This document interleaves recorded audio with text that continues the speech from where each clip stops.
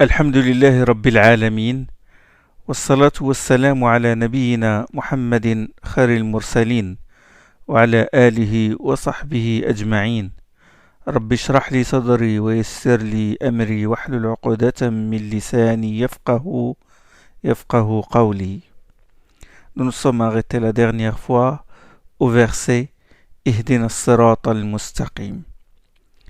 Le verbe hada, j'ai dit la dernière fois que le verbe hada peut être employé comme un transitif direct.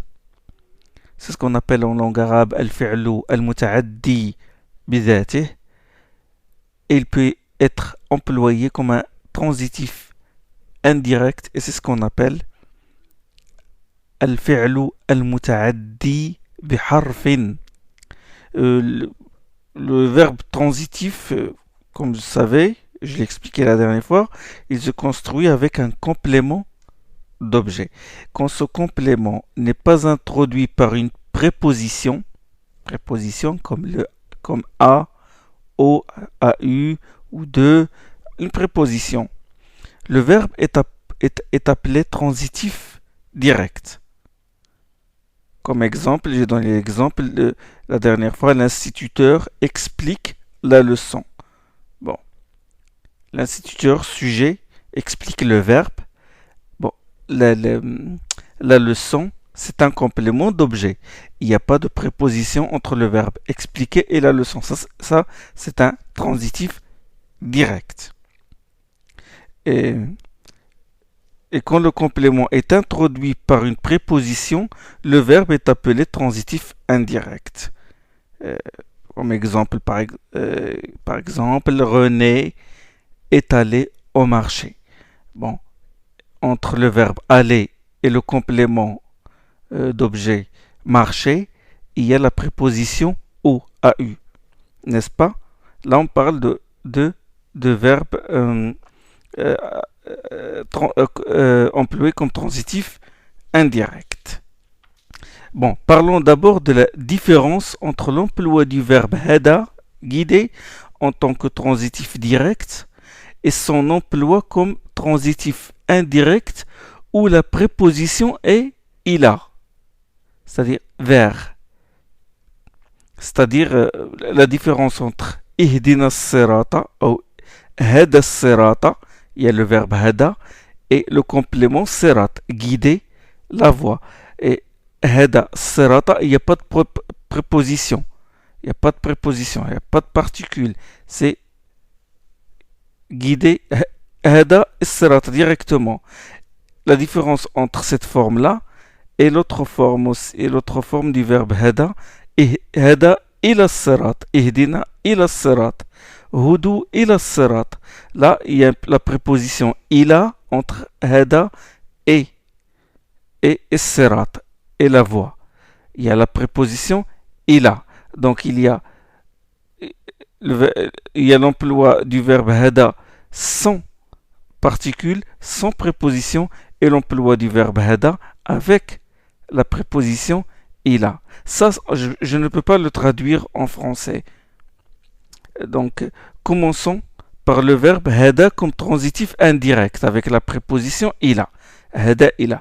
Ce verbe s'applique à celui qui était loin du sirat, loin de la voie. Puis il a été orienté vers le sirat.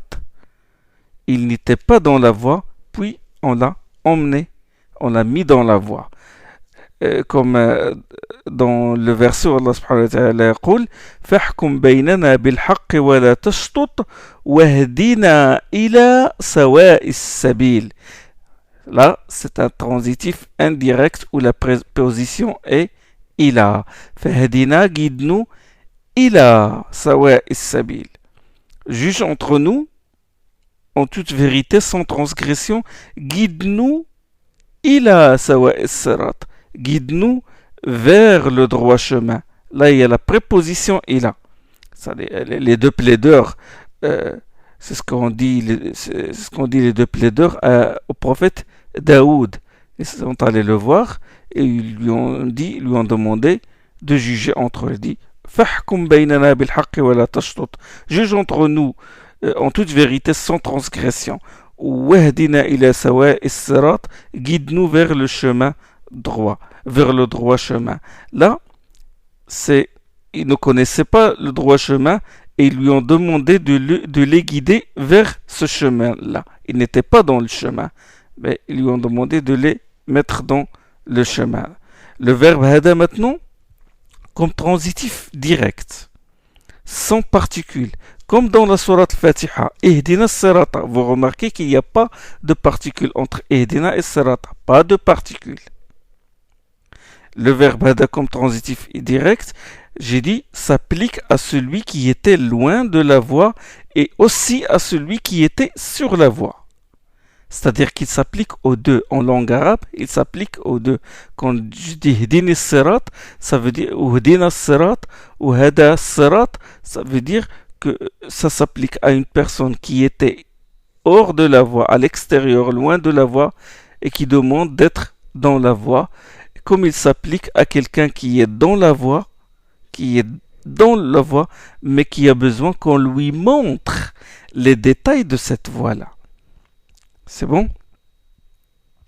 Quelqu'un qui est dans la voie, quand il dit Hdina Sirat, ça veut dire il demande les détails. Sirat al-Mustaqim, comme Sirat Allah subhanahu wa ta'ala, la religion d'Allah. Quand je dis Hdina Sirat et que je suis déjà dans la voie, qu'est-ce que je demande? Je demande qu'Allah m'éclaircit, m'expose les détails de cette voie-là.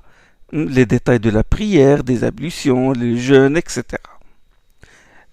Ça, Hada Sirat, sans la particule sans la préposition, ça veut dire ce sens que je dis, c'est-à-dire qu'il s'applique aux gens qui sont loin du Sirat, il s'applique aussi aux gens qui sont à l'intérieur du Sirat.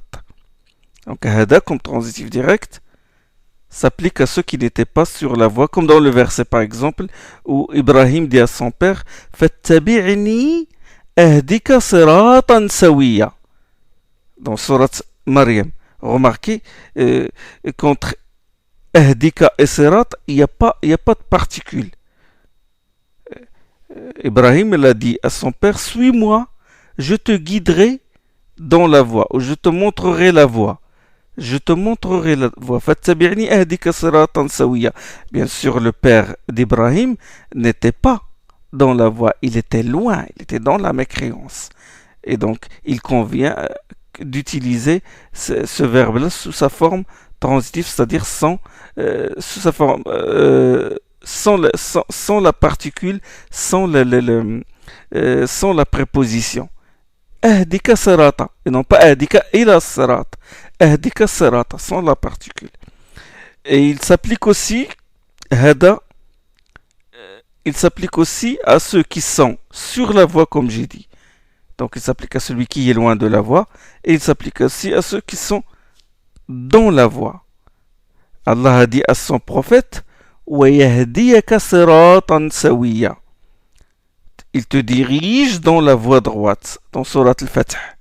Dans Surat al-Fath, Allah il dit à son prophète, وَيَهْدِيَكَ إِلَى. Il est vrai que le prophète est déjà dans la voie droite. C'est lui déjà qui maintient cette voie, qui nous la montre à nous. Mais Allah lui dit, je te guiderai dans la voie. Donc pour quelqu'un qui est dévié du chemin droit, qui est loin du chemin droit, il convient d'employer le verbe hada avec la préposition ila, qu'on peut traduire par vers si vous voulez. Et pour quelqu'un qui est parvenu au chemin droit, mais qui a besoin qu'on lui fasse connaître les détails de ce chemin, on emploie hada en tant que transitif direct. Donc pour celui qui est loin, on emploie le transitif indirect avec la préposition ila. Pour quelqu'un qui est parvenu au chemin, mais qui a besoin qu'on lui fasse connaître qu'on lui expose les détails de ce chemin, on emploie hada en tant que transitif direct. Bien sûr, hada en tant que transitif direct s'emploie également pour celui qui est loin du chemin. Il existe aussi le verbe hada comme transitif indirect, mais dont la préposition est li, lam, et li. معدا باللام. هدا لي. هدا لي.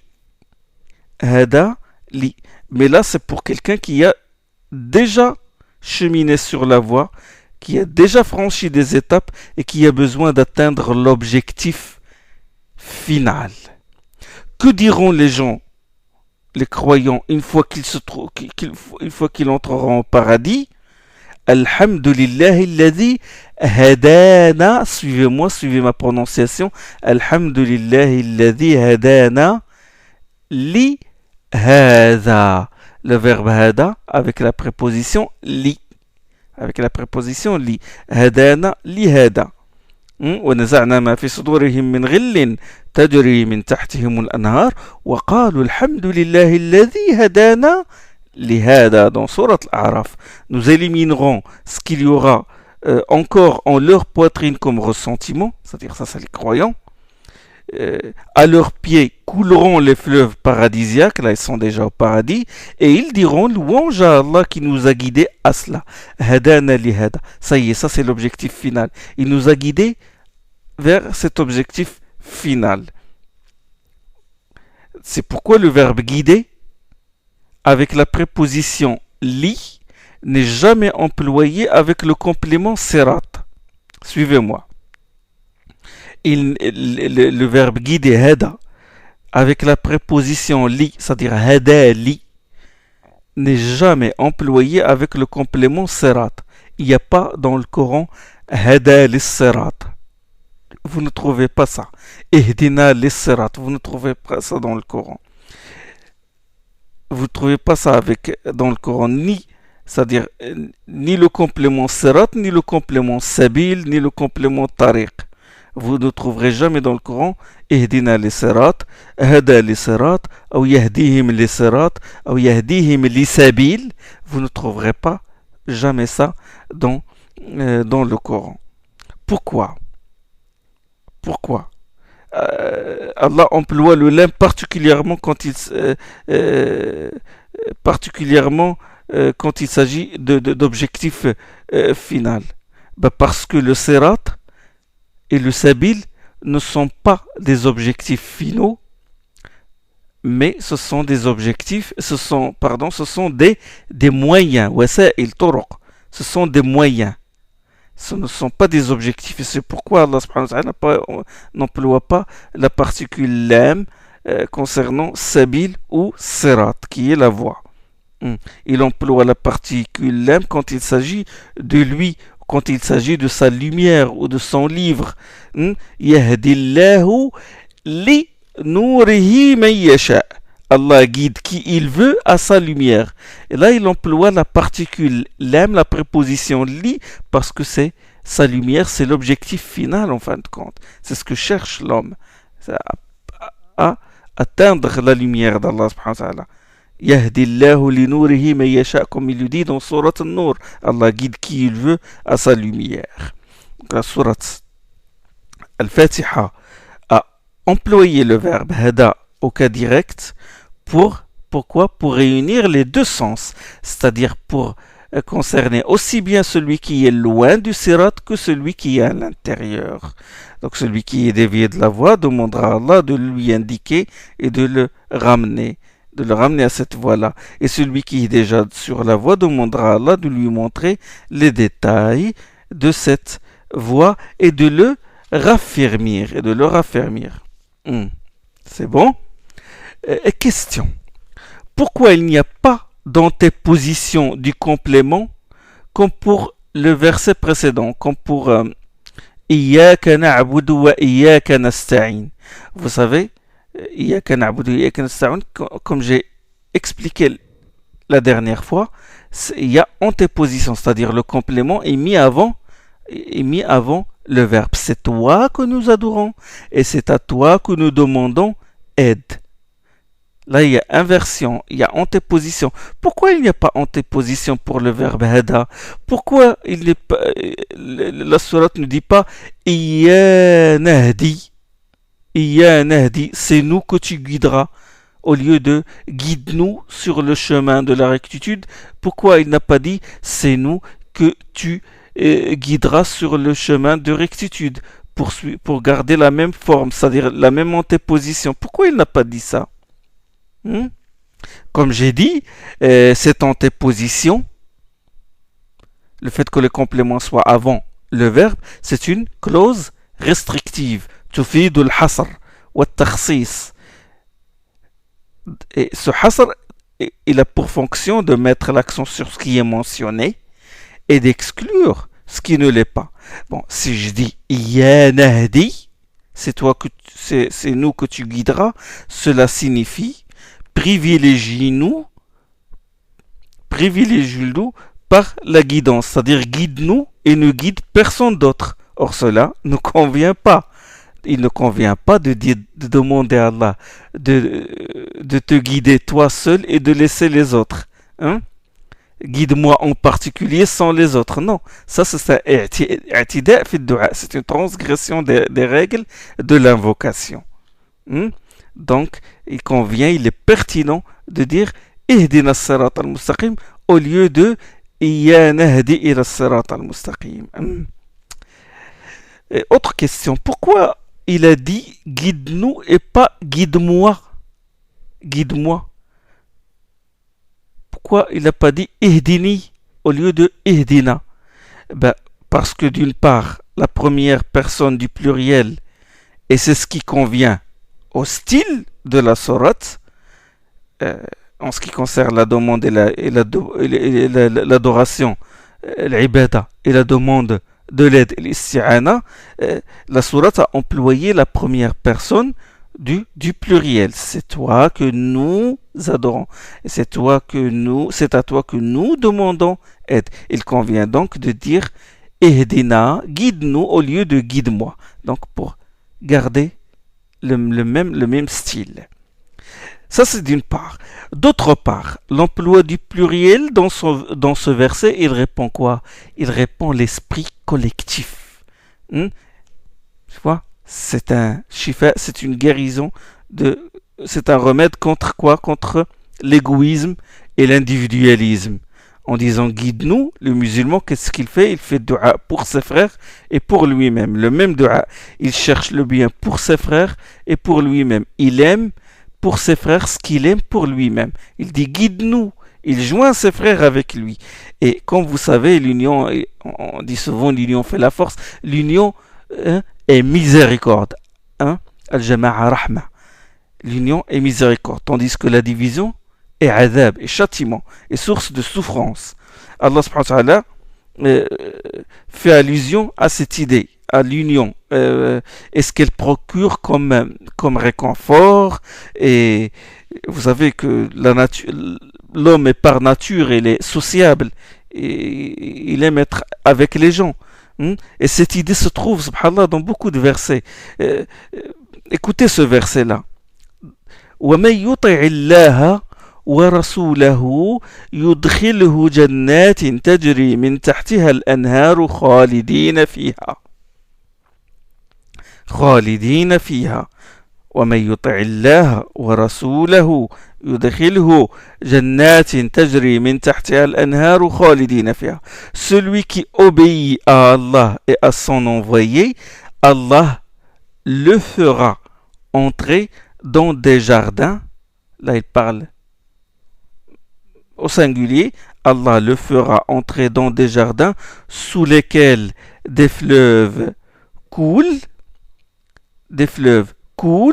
et où ils seront éternels. Là, il parle de la troisième personne du pluriel. Pourquoi au début du verset, il a dit, subhanahu wa ta'ala, celui qui obéit à Allah et son envoyé, Allah le fera entrer dans des jardins sous lesquels des fleuves coulent. Et puis, juste après, il a dit, khalidina fiha, au lieu de dire où il sera éternel, il a dit où ils seront éternels. Où ils seront éternels.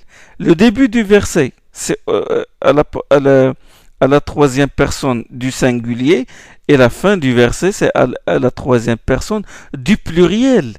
Il emploie le pluriel, parce que les croyants, une fois qu'ils seront ensemble au paradis, bon, ça leur procure du réconfort, et ils vont se sentir à l'aise ensemble. Mais écoutez le verset qui viendra juste après. Ça, c'est dans Surat An-Nisa. Écoutez bien ce verset qui viendra juste après. وَمَنْ يَعْصِ اللَّهَ وَرَسُولَهُ وَيَتَعَدَّ حُدُودَهُ يُدْخِلْهُ نَارًا خَالِدًا فِيهَا وَلَهُ عَذَابٌ مُهِينٌ. Celui qui désobéit à Allah et à son envoyé et qui transgresse ses limites normatives, Allah les fera, non, Allah le fera. Allah le fera entrer dans le feu où il sera éternel. Dans le verset précédent, il a dit Khalidina fiha au pluriel. Et dans ce verset, il a dit Khalidan fiha. Il a employé la troisième personne du singulier. Khalidan fiha, où il sera éternel, wa lahu adabun muhin, et il subira un châtiment avilissant. Bon, le mécréant subira un double châtiment. Le châtiment du feu et le châtiment de la solitude. Il se sentira seul. Khalidan fiha. Remarquez que cette invocation guide-nous sur le chemin de rectitude. Ihdina as-sirat al-mustaqim est liée au début de la sourate, à son milieu et à sa fin. Subhanallah.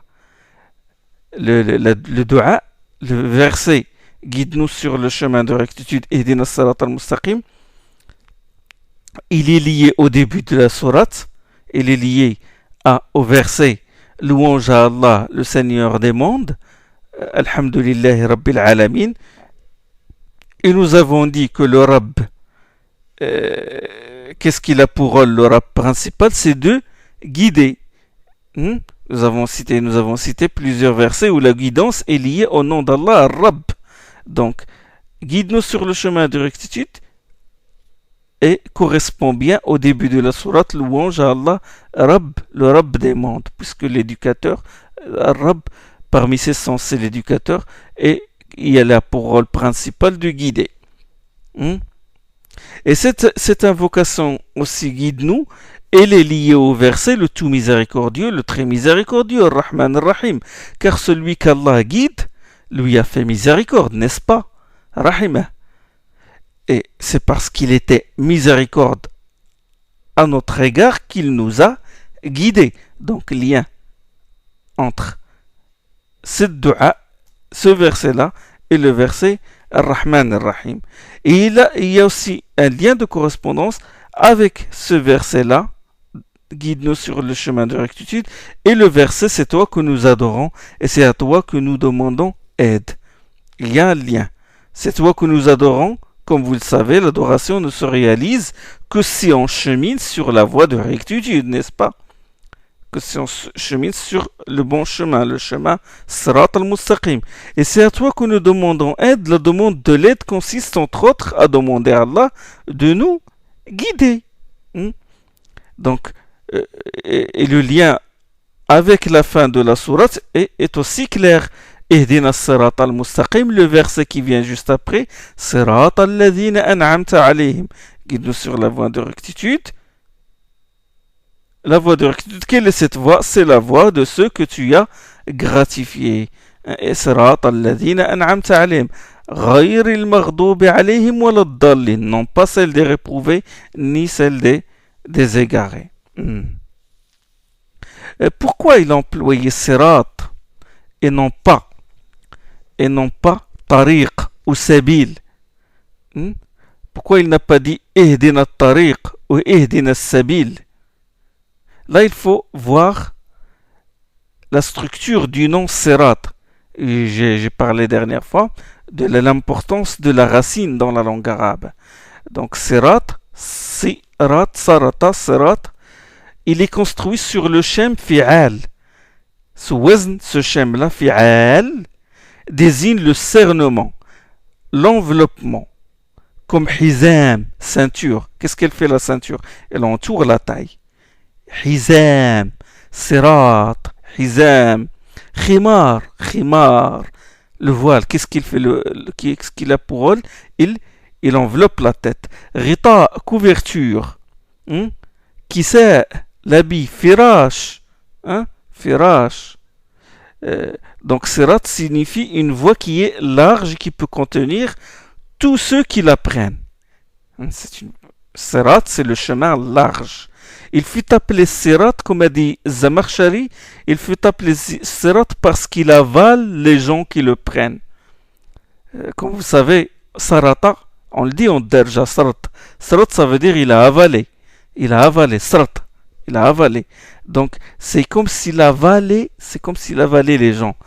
Tellement il est large, il avalait les gens qui le prennent.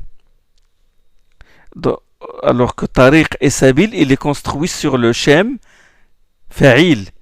Et ce shem-là, Fa'il, n'implique pas ce sens-là, n'implique pas la largesse, il n'implique pas le cernement. Tariq, il est au sens passif de matrouq, c'est-à-dire un chemin piéton qui connaît sans cesse des allées et venues des gens. Le tariq, parmi ses sens, c'est les claquements des chaussures, le piétinement. C'est ça le tariq, matrouq, les gens le piétinent, les allées et venues des gens. C'est ça le sens du tariq. Mais il ne signifie pas qu'il avale les gens ou que c'est une voie qui est large. Et subhanallah, dans tout le Coran, le sirat est au singulier et jamais au pluriel, contrairement à sabil. Vous savez que sabil, c'est aussi tariq, sentier ou voie. Contrairement à Sabil. Sabil, il est tantôt au singulier, tantôt au pluriel.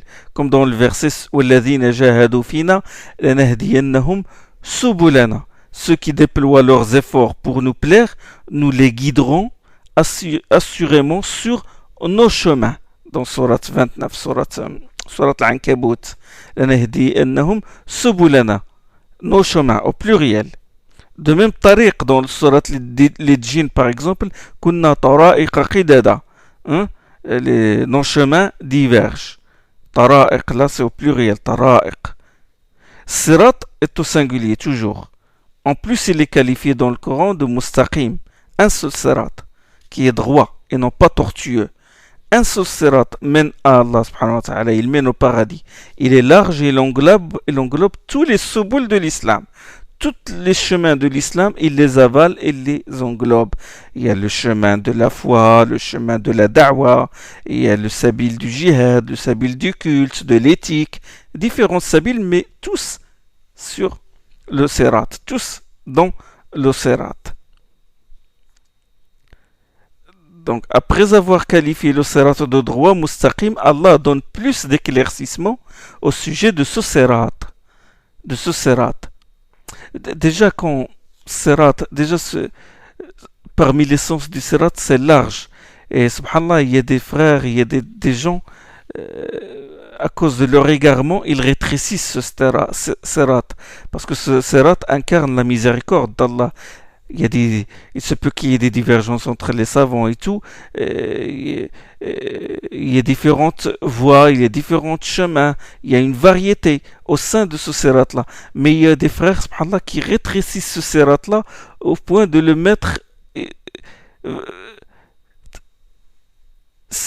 Ils le réduisent à un seul cheikh ou ils le réduisent à une voie qui est très étroite. Ils imposent leurs règles et leurs lois et ils refusent toute divergence et ils refusent toute autre idée que l'idée de leur cheikh ou que leur voie. Et ça, c'est une voie déviée, parce que le sirat d'Allah est large, il accepte la diversité. Oui, j'ai dit qu'Allah subhanahu wa ta'ala qualifie le sirat de droit. Et il a donné ensuite plus d'éclaircissement au sujet de ce sirat. Il a dit Sirat alladhina an'amta alayhim ghayril maghdubi alayhim waladdallin. La voie de ceux que tu as comblés de bienfaits, non pas celle de ceux qui font l'objet de la colère, ni des égarés. Donc ce verset englobe tous les assujettis sans exception. N'est-ce pas? Il y a les gratifiés, ceux qu'Allah a comblés de faveur. Il y a ceux, le mardoub alayhim, ceux qui ont cours la colère d'Allah. Et il y a les égarés. Donc il englobe tous les assujettis sans exception. ceux qu'Allah a comblés de bienfaits, bien sûr, ce sont ceux qui ont cheminé sur le sirat, sur la voie droite. Ils ont connu la vérité, ils ont agi conformément à cette vérité. Les réprouvés ou ceux qui encourent la colère, qui font l'objet de la colère divine, sont ceux qui sont ceux qui ont connu la vérité, mais qui ils s'en sont écartés, voire ils s'y sont opposés. Les égarés sont des ignorants, ceux qui n'ont pas connu la vérité. Allah subhanahu wa ta'ala dit Sirat al-ladhina an'amta alayhim. La voie de ceux que tu as comblés de faveur. Pourquoi il n'a pas dit ceux que tu combles de faveur? Al-ladhina tan'amu alayhim. Pourquoi il n'a pas utilisé le présent, il a utilisé le passé? Pour mettre en évidence ceux qui ont vraiment joui de ces faveurs, à savoir les prophètes, les véridiques, les martyrs et les vertueux. Donc, si je dis ceux que tu combles les faveurs, on ne peut pas en déduire qu'il a comblé quelqu'un de faveur. Si tu dis à quelqu'un, donne-moi ce que tu donnes à mes semblables, il se peut qu'il te réponde, moi j'ai rien donné moi. Mais quand on dit ce que tu y as comblé, ça veut dire, on affirme qu'il y a des gens qui ont été gratifiés avant nous. Donc, en plus, sa parole, ce que tu y as comblé de faveur, il indique un lien entre les croyants depuis Adam jusqu'au jour de la résurrection. Et remarquez, subhanallah, concernant ni'ma, la faveur ou le bienfait, le verset, il emploie an'amta alayhim, alors qu'il a employé dans le reste de la sourate, il n'a pas employé le verbe.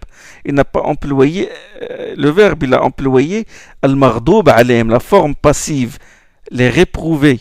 J'ai traduit par les réprouvés parce que j'ai trouvé que cette traduction-là, je n'ai pas trouvé de mots qui conviennent al-maghdoub alayhim. Parce que maghdoub alayhim, il y a ceux qui encourent la colère.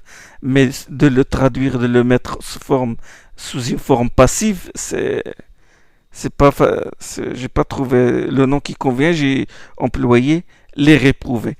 Et puis, Allah subhanahu wa ta'ala a utilisé maghdoub alayhim et dallin, il n'a pas utilisé de verbe. Donc, pas de verbe.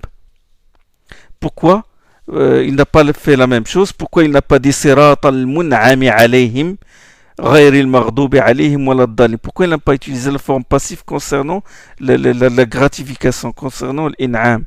Pourquoi il n'a pas dit la voie des gratifiés au lieu de la voie de ceux que tu as comblés de faveur?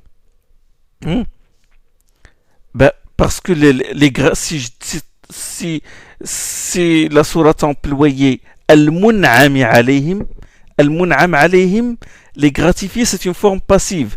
Et elle ne donne aucune idée sur le bienfaiteur, celui qui a comblé ces gens-là de faveur. Le mun'am, il ne donne aucune idée, tandis que le verset sirat alladhina an'amta alayhim, ceux que tu as comblés de faveur, là, on sait très bien que c'est Allah qui les a comblés de faveur. Et on se rend compte de la valeur de ce bienfait. Donc, en citant sa propre personne, Allah veut nous montrer l'importance des bienfaits. Et dans tout le Coran, Allah subhanahu wa ta'ala attribue la ni'ma, le bienfait, la faveur à lui-même. Dans tout le Coran, il a dit قال ربي بما أنعمت علي فلن أكون ظهيرا للمجرمين. Moussa alayhi salam, il a dit, Seigneur, en vertu du bienfait que tu me prodigues, jamais je ne prendrai le parti des criminels. Dans Surat Al-Qasas, bima an'amta alayya, c'est Allah subhanahu wa ta'ala qu'il a comblé de faveurs. Et dans un autre verset, وَإِذَا أَنْعَمْنَا عَلَى الْإِنسَانِ أَعْرَضَ وَنَأَى بِجَانِبِهِ, quand nous accordons des bienfaits à l'homme, il se détourne et s'éloigne de nous. Donc, ni'ma, Allah toujours, il attribue la ni'ma à lui-même. Il y a un seul verset où Allah subhanahu wa ta'ala attribue la ni'ma à quelqu'un d'autre que lui. وَإِذْ تَقُولُ لِلَّذِي أَنْعَمَ اللَّهُ عَلَيْهِ وَأَنْعَمْتَ عَلَيْهِ أَمْسِكْ عَلَيْكَ زَوْجَكَ. Surat Al-Ahzab, où Allah s'adresse au prophète sallallahu alayhi wa sallam, il dit, souviens-toi de celui qu'Allah a comblé de bienfaits et que toi-même tu as comblé de bienfaits. Garde pour toi ton épouse, etc. etc. Dans Surat Al-Ahzab, Allah s'adresse à son prophète, comme j'ai dit. Il a certes attribué la ni'ma à Muhammad sallallahu alayhi wa sallam, mais il l'a d'abord attribué à lui-même. C'est comme la ni'ma du prophète sallallahu alayhi wa sallam découle de la ni'ma d'Allah subhanahu wa ta'ala. Il est courant dans le Coran qu'Allah attribue le bien à lui-même. Quant au mal, Allah ne l'attribue pas à lui-même. Et nous ne devons pas attribuer le mal à Allah subhanahu wa ta'ala, bien que c'est Allah qui a décrété le mal, qui a créé le mal et l'a décrété. Le mal ne t'est pas attribué. Comme a dit le prophète sallallahu alayhi wa sallam dans un hadith, dans un dua. Le mal, Allah l'attribue à son auteur parmi les créatures. Comme il l'a dit dans une sourate, il a dit Ma asabaka min hasanatin, il s'adresse à son prophète, Ma asabaka min hasanatin, famin Allah, wa ma asabaka min sayyi'atin, famin nafsik. Ce qui t'arrive comme bien vient d'Allah, et ce qui t'arrive comme mal vient de toi-même, a dit Allah subhanahu wa ta'ala, son prophète dans la sourate An-Nisa. Donc il relève de la politesse de ne pas attribuer le mal à Allah.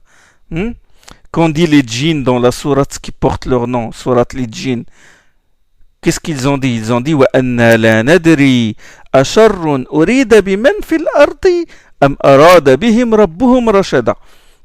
Il dit, et nous ne savons pas si c'est du mal qu'on veut ainsi à ceux qui peuplent la terre ou si leur Seigneur veut seulement les guider. Quand il s'agit du mal, ils ne l'ont pas attribué à Allah. Ils ont utilisé la voix passive. Urida biman fil ard. Et nous ne savons si c'est du mal qui a été voulu, si vous voulez. On peut le traduire par et nous ne savons pas si c'est du mal qu'on veut ainsi à ceux qui peuplent la terre. Là, ils n'ont pas mentionné Allah subhanahu wa ta'ala. Mais quand il s'agit du bien, ils ont dit ou si leur Seigneur veut seulement les guider. Quand il s'agit de guidance, ils l'ont attribué à Allah subhanahu wa ta'ala. Allah dit dans notre sourate إن الذين لا يؤمنون بالآخرة زينا لهم أعمالهم فهم يعمهون. Dans sourate An-Naml, ceux qui ne croient pas à l'au-delà, nous embellissons à leurs yeux leurs œuvres. Il n'a pas dit nous embellissons à leurs yeux leurs mauvaises œuvres. Il n'a pas dit ça. Mais dans un autre verset, il a dit زُيِّنَ لَهُمْ سُوءُ عَمَلِهِمْ. Quand il a employé la forme passive, quand il s'agit de mauvaises œuvres, Allah il n'a pas employé la forme active, il n'a pas parlé de lui-même, mais il a utilisé la forme passive. Dans Surat Tawbah, leurs mauvaises œuvres ont été embellies à leurs yeux. Donc Allah ne s'est pas attribué le mal. Ça, c'est une règle. Et pourquoi Allah n'a pas employé le verbe concernant le mardoub alayhim? Pourquoi il n'a pas dit ghadabta alayhim? Il a employé la forme passive, le mardoub alayhim, que j'ai traduit par les réprouvés. Pourquoi il n'a pas employé le verbe? Il n'a pas dit non pas non pas ceux contre lesquels tu es en colère. Quand il a dit an'amta alayhim, tu as comblé de faveur, la voix de ceux que tu as comblé de faveur, non pas celle de ceux contre lesquels tu es en colère. Pourquoi il n'a pas dit ça? Pourquoi il a dit non pas la voix de ceux qui sont la voix des réprouvés ou la voix de ceux qui font l'objet de la colère? Parce que ils ne font pas seulement l'objet de la colère d'Allah, mais ils font aussi l'objet de la colère des anges, des envoyés, des croyants. Même leurs sens, leurs organes, leurs pouces seront en colère contre eux et les dénonceront le jour du jugement. Donc ils ne font pas l'objet de la colère d'Allah seulement. Concernant l'in'am, le fait qu'ils soient comblés de faveur, ça c'est Allah subhanahu wa ta'ala seul qui les comblera. Mais concernant le ghadab, la colère, ils encourront la colère d'Allah subhanahu wa ta'ala et de ses créatures. Et pourquoi Allah subhanahu wa ta'ala il a mis ceux qui encourent la colère, le mardoub alayhim, avant les égarés? Le mardoub alayhim wala dallin. Pourquoi il a mis le mardoub alayhim avant dallin? Pourquoi il les a mis? Parce qu'ils sont pires. Parce que les mardoub alayhim, les réprouvés, ceux qui encourent la colère, sont ceux qui ont connu la vérité, mais s'en sont éloignés. Ils sont pires que les égarés qui sont des ignorants. Pourquoi il a mis les mardoub alayhim, ceux qui encourent la colère, juste après les gratifiés. Al-mun'am alayhim. Parce que les uns et les autres sont opposés. Et la colère est l'opposé de la gratification. Il convient donc de les mettre côte à côte pour que les fidèles se rendent compte de cette grande différence et en tirent les leçons. Vous savez que dans le Coran, toujours on trouve que les versets s'alternent. Les versets sur la menace, qui parlent de la menace, s'alternent avec les versets qui parlent de la promesse. Les versets de l'enfer, qui parlent de l'enfer, sont mis côte à côte avec les versets qui parlent du paradis. Les mécréants d'un côté et les croyants de l'autre côté. Pour que le fidèle se rende compte de la grande différence. Ce dernier verset-là, il correspond à tous les autres versets de la Fatiha. En effet, celui qui ne louange pas Allah, la yahmadullah, qui ne le loue pas, est un mardoub alayh et un égaré, n'est-ce pas? Et quelqu'un qui fait l'objet de la colère d'Allah et qui est un égaré. Celui qui ne croit pas qu'Allah est miséricordieux est aussi un mardoub alayh et un égaré. Celui qui ne croit pas qu'Allah est le maître du jour de la rétribution est aussi un mardoub alayh et un égaré. Celui qui ne consacre pas l'adoration et la demande de l'aide à Allah est un mardoub alayh et un égaré, un dal. Celui qui ne se guide pas sur la voie de rectitude est un mardoub alayh et un égaré. Cette sourate englobe toute la religion, résume toute la religion, la foi et l'œuvre salutaire. La foi en Allah, Alhamdulillah Rabbil Alamin, louange à Allah le Seigneur des mondes, la foi au jour dernier, Maliki Yawmiddin, ou Maliki Yawmiddin, roi ou maître du jour de la rétribution, la foi en les livres, en les envoyés aux anges, ça on le trouve dans Ihdina Sirat al-Mustaqim, guide-nous sur la voie droite. La guidance implique l'envoi des prophètes, les livres, les anges, etc. Tawhid al-Rububiyya, l'unicité de la seigneuréalité. Rabb des mondes, Seigneur des mondes, Rabb al-Alamin, et l'unicité de la divinité et de l'adoration, Uluhiyya, ça on le trouve dans le verset, c'est toi que nous adorons et c'est à toi que nous demandons aide. Iyyaka na'budu wa iyyaka nasta'in.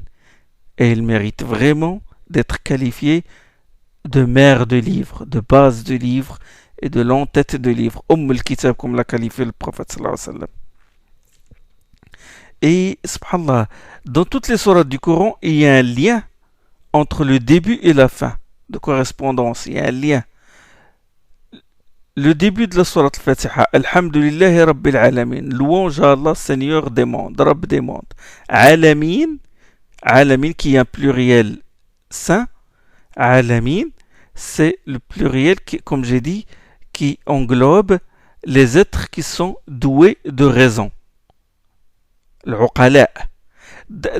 D'ailleurs, le pluriel saint, Jama' al-Mudakkar, Jama' al-Salim, le pluriel qui se termine par oun ou par in, par oun, mu'min, mu'minoun, muslim, muslimoun. Ce pluriel-là, en général, c'est un pluriel qui englobe les uqala, les gens qui sont, les êtres qui sont doués de raison. L'alamoun ici, louange Allah, Seigneur des mondes, qui sont ces alamoun, qui sont l'alamin, manhum? La fin de la sourate donne les détails. Ces alamoun sont ceux que tu as gratifiés, alladhina an'amta alayhim, ceux qui encourent la colère d'Allah, al-Maghdoub alayhim, et les égarés. Tous les gens, ça résume tous les gens. C'est-à-dire les gens ne sortent pas de ces trois catégories. Ils sont soit des croyants, gratifiés, comblés de faveur, ils sont soit Maghdoub alayhim, qui encourent la colère divine, soit des égarés. Et il y a aussi un lien entre la sourate al-Fatiha, la fin de la sourate al-Fatiha, et et le début de la sourate al-Baqarah. Et ça, on le trouve partout dans le Coran. Et subhanallah, la sourate al-Fatiha était révélée à la Mecque.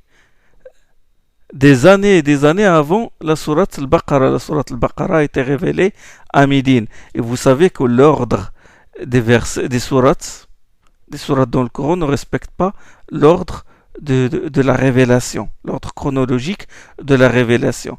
Mais cet ordre-là provient de la révélation d'Allah. C'est-à-dire qu'Allah, c'est Allah qui a révélé à son prophète de mettre telle sourate à tel endroit et telle sourate à tel endroit. C'est Allah qui lui a révélé de mettre sourate al-Baqarah après sourate al-Fatiha. Bon.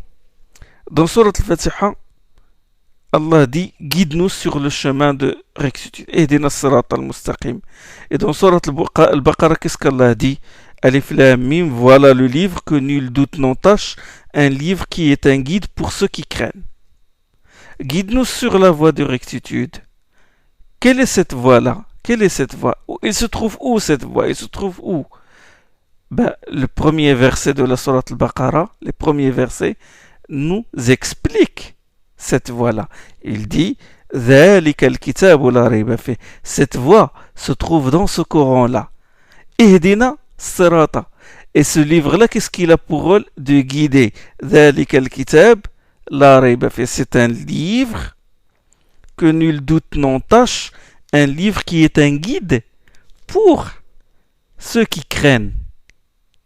Ah, Sirat, c'est le livre.